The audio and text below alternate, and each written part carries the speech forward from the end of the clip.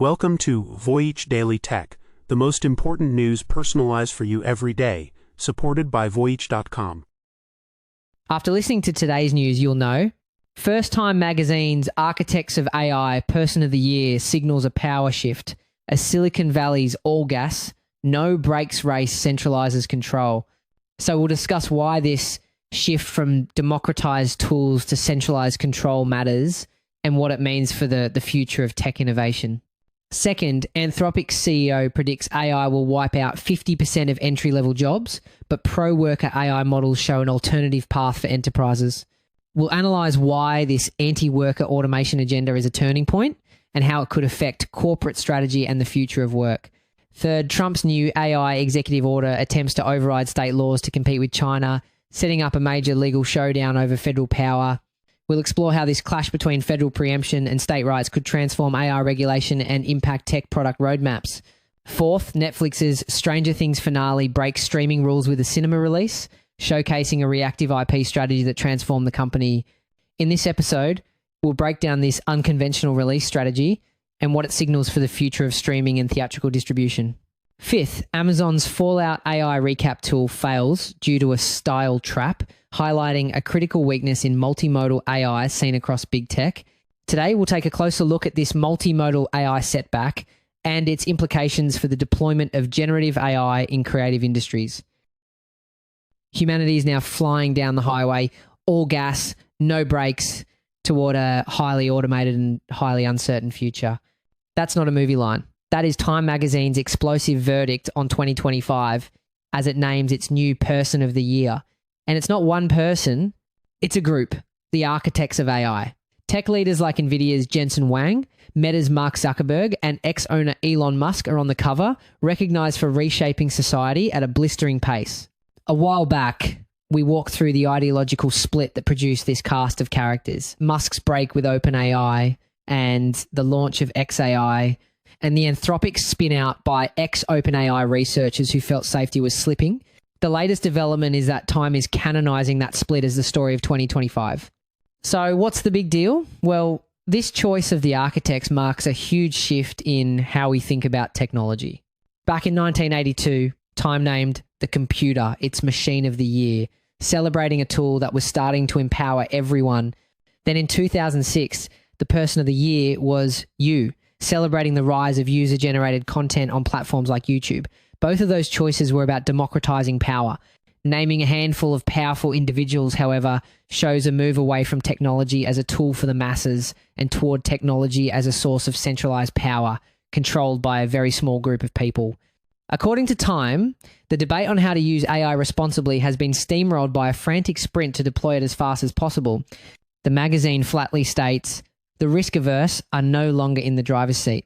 We previously analysed this flip from research mode to ship mode, those code red sprints and all-hands pivots designed to win the market, even if it compresses safety and long-term research. This all-gas, no-brakes approach is, of course, fueled by intense market pressure as companies are in a frantic race to capture market share and secure billions in investment. We're seeing OpenAI doing this by getting its tech into the hands of as many people as possible, while at the same time, a company like Anthropic is taking a more cautious, safety-first approach aimed at business clients. The wild part is the market is rewarding both. It shows there isn't one single path, but the pressure to move fast is overwhelming everyone. As we noted a while back, Anthropic even bound itself as a public benefit corporation to bake societal impact into its charter, while OpenAI has been sketching a gargantuan infrastructure build to meet demand. Two philosophies, same race. The scale of this is staggering.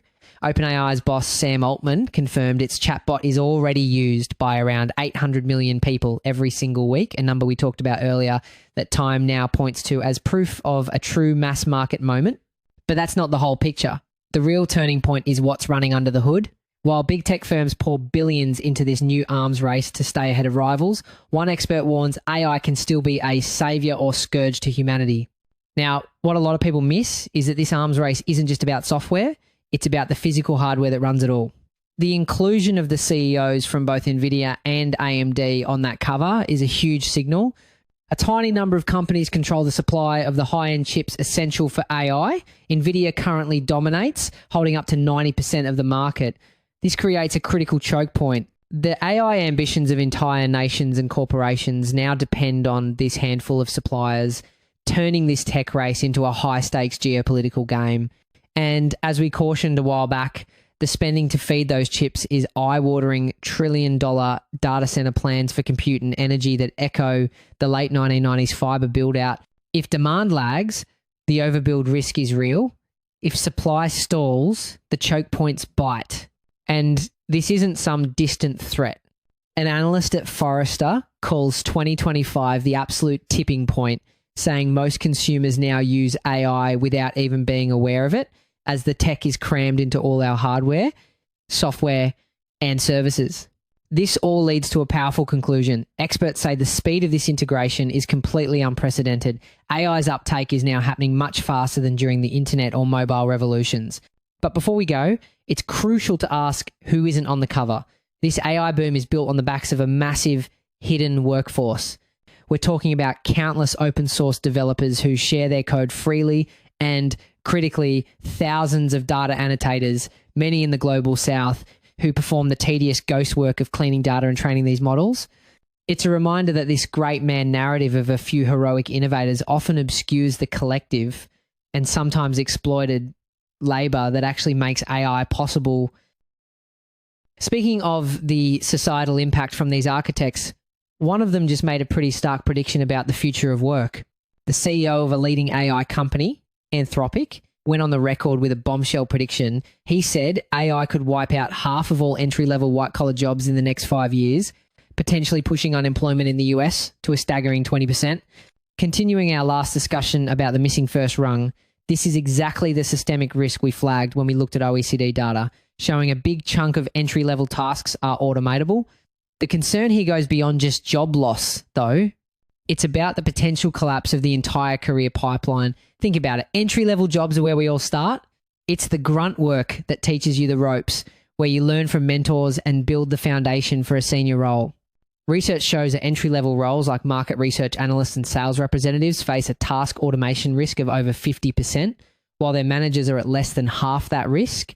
So if AI automates all that foundational work, how does the next generation of leaders get trained? We're talking about a collapsing career ladder where there are no bottom rungs to climb. And a report from Senator Bernie Sanders echoes this fear, warning that AI and automation could eliminate up to 97 million jobs in the US over the next decade. While headlines focus on tech rivalries, the real story is a collision course with the workforce. And as we noted a while back, the early cuts tend to land on junior roles, which makes a number like that even more destabilizing. This is where the situation takes a more complex turn. A Nobel Prize-winning economist from MIT, Darren Acemoglu, says there are two paths for AI, a pro-worker route and an anti-worker route. He voiced dismay that tech companies are almost exclusively focused on the anti-worker path. He says today's AI craze is really an automation agenda, which is going to eliminate more and more jobs. Why? Acemoglu states that a pro-worker AI, one that enhances skills instead of replacing people, is simply not so good for the business models of the big tech companies. Their models seek to maximize automation and profits. However, this pro-worker model, sometimes called human-in-the-loop AI, isn't just a fantasy. It's already working and making money for major companies. For example, Coca-Cola is using an AI system that helps its human designers produce localized campaign ads 10 times faster without sacrificing quality. Unilever's AI Studio helps its teams create ad content 30% faster, and those AI-assisted ads get double the engagement. A while back, we also walked through Salesforce's push with Agentforce and its recent AI acquisitions designed to let non-developers build with natural language classic human in the loop design, and the research showing tools like that can lift agent productivity by roughly 14%. These aren't cases of replacing people. They're about combining AI efficiency with human expertise to get better results. Now, the choice between replacing and augmenting workers isn't purely economic. It's also a major engineering challenge.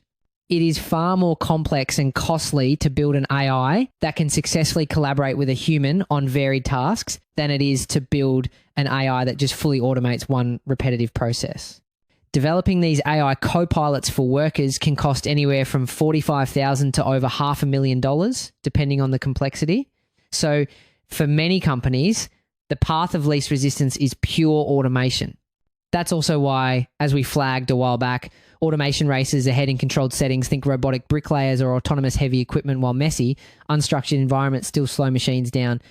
But they're getting closer. This all points to the core conflict. Whose future is AI being built for? The tension escalated when the Trump administration rescinded previous, more modest pro-worker AI policies, essentially giving a green light to tech companies to pursue their automation agenda. An expert from the AFL-CIO's Technology Institute described the situation bluntly, saying, "We're living through a live-action experiment with workers' futures on the line."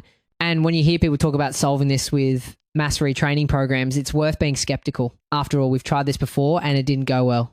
Government programs designed to retrain workers displaced by global trade, for example, have a poor track record. A government evaluation found that participants often had lower re-employment rates and earned significantly less than they did before. AI's impact is faster and broader than anything we've seen, so those old models just aren't equipped for this challenge. Yes, some vocational programs are now training an AI-augmented workforce using AI for diagnostics, augmented reality for complex repairs, running small businesses more efficiently, but scaling that takes time and real investment. The bottom line is that the direction of AI is not inevitable. It's a choice. And right now, that choice is being driven by the profit models of tech giants, not by a plan to protect the workforce from mass disruption. Well, that tension between growth and regulation is coming to a head. A new executive order on artificial intelligence just dropped, and critics are already calling it illegal. President Donald Trump has signed an order to establish a single national framework for AI regulation. The stated goal is to give the US an edge over China, but the method is what's causing an uproar. The order seeks to override individual state laws on artificial intelligence. Continuing our last discussion about the AI build-out colliding with local politics, a few days ago we noted an independent watchdog found data centers made up 63% of a $9.3 billion capacity auction bill. The kind of cost, visibility, fueling, moratorium talk and community pushback from Beaver Dam to Vienna, with 16 projects worth $64 billion blocked or delayed. Against that backdrop, a single federal rulebook isn't just about geopolitics. It's also a bid to smooth those frictions. Here's where it gets interesting, because this is where the legal fireworks are going to happen. The White House is leaning on something called the Commerce Clause of the Constitution, which gives the federal government power to regulate business that crosses state lines. The argument is that since AI is inherently borderless and digital, only the federal government can regulate it effectively. However, there's a powerful counter-argument called the Dormant Commerce Clause. This legal doctrine says that even if Congress hasn't acted, states can't pass laws that place an undue burden on interstate commerce. We've seen this movie before with the early internet. Back in 1997, a court struck down a New York state law trying to regulate online content, saying the internet's borderless nature meant one state's law couldn't be allowed to dictate rules for the entire country. This is the exact battleground we're about to see replayed with AI. This isn't just a policy statement. The order directs Attorney General Pam Bondi to create a task force to actively challenge state AI laws in court. It also directs the Commerce Department to identify what it calls onerous state regulations. And as we flagged a while back, with local opposition already stalling big-ticket data center projects, any overlap between state AI rules and AI-linked infrastructure will make those federal-state collisions even messier. So what does onerous actually mean to these companies? Well, in Colorado, a new law requires AI developers to actively test for and prevent algorithmic discrimination in things like hiring or loan applications. Tech companies argue the definitions are too broad and the penalties too severe, creating huge legal risks. In California, a bill was proposed that would have required makers of the most powerful AI models to conduct mandatory safety tests and build in a kill switch. While it was vetoed, this is the kind of rule the industry calls a barrier to innovation. And remember, separate from these AI-specific rules, states are also probing the power and water footprint of the AI build-out itself. Exactly the kind of friction this order aims to preempt by centralizing authority. This decision brings both a potential speed advantage for the US and comes with the inherent risk of a huge philosophical clash. The US is essentially choosing deregulation to move fast, while the European Union has done the exact opposite. The EU's AI Act is a comprehensive risk-based rulebook. High-risk AI, like in medical devices, gets heavy scrutiny, while low-risk AI, like a spam filter, is largely left alone.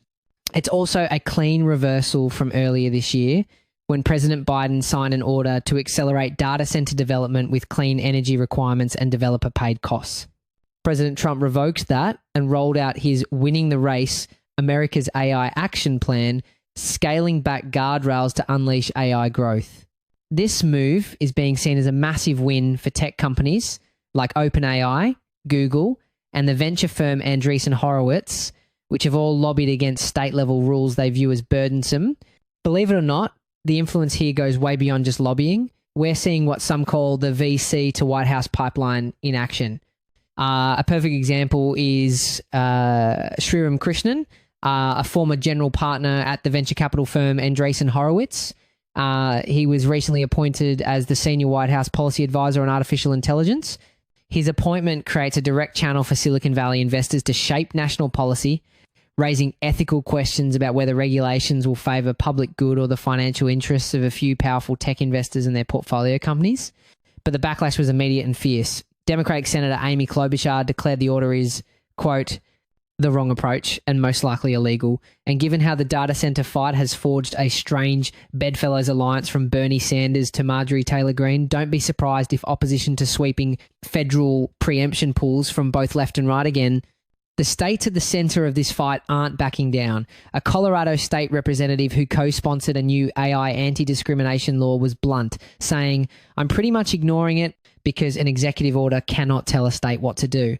That's the same Colorado framework we walked through a while back, the kind of law most likely to be targeted by this new task force. The conflict is set for a major showdown. While the White House says this is about innovation, consumer advocacy groups are predicting legal chaos. Robert Weissman of Public Citizen said he expects the order to be challenged in court and defeated. He called the move a reward to big tech and a, quote, disgraceful invitation to reckless behaviour by the world's largest corporations. And looming over all of this is the affordability narrative we've been tracking, with household electricity prices up 13% and tens of millions struggling to pay utility bills after the president dismissed those concerns as a fake narrative and a con job. The politics around AI's growth, its infrastructure, and who pays for it just got even hotter. From a government trying to engineer a competitive edge, let's shift to a company that built its global empire on a completely different playbook. The show that Netflix's own co-CEO calls their Star Wars moment was first rejected by more than 15 different studios. That's right. Before it became a global phenomenon, the concept for Stranger Things was passed on again and again. Now, Netflix co-CEO Ted Sarandos says this show, not the critically acclaimed House of Cards, was the company's real turning point. He said House of Cards told the world they could make good TV, but Stranger Things was different. In his words, it was a show with characters that move the culture. When we place Netflix's reactive strategy alongside Disney's proactive world-building with franchises like Marvel, the contradiction becomes clear. Sarandos calls it their Star Wars moment, but their approach was the complete opposite of Disney's. Netflix waited to see if Stranger Things was a hit, and only times after times it exploded did they build out the merchandising and the spin-offs.